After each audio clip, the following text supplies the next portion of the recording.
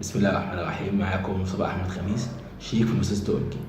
النهارده جاي اتكلم معاكم عن موضوع مهم جدا وهو الضرايب. الناس بتسال نفسها، انا مثلا واحد دكتور، واحد مهندس، واحد شغال في شركه، واحد شغال في بنك، جهه حكوميه، جهه خاصه، عندي مشروع صغير، بدفع ضرايب ازاي؟ وهل انا فعلا عليا ضرايب ولا لا؟ ايه الظروف الكلام ده كله؟ ناس كتير بتفكر في الكلام ده كله. انا عليا حق الكلام ده كله. دلوقتي لو انت واحد محامي، لو انت شغال في شركه او في بنك، جهه عامه او جهه خاصه، فانت ما بتدفعش ضرايب.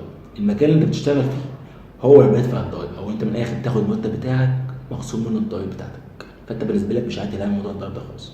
طب بالنسبه لواحد بقى محامي، واحد محاسب، واحد دكتور، مهندس، شغال مع نفسه، مش شغال عند حد، فده كيان مستقل. او مثلا واحد صاحب كشك مثلا، او مثلا عنده جزار، عنده صيدليه، فده هو بيبقى كيان فردي.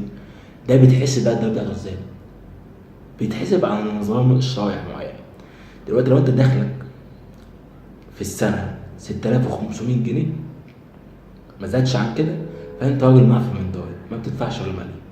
طب لو زاد عن كده بقى، اول شريحه بيبدا يتحاسب عليها من 6500 جنيه ل 30000 جنيه في الشهر، في السنه قصدي.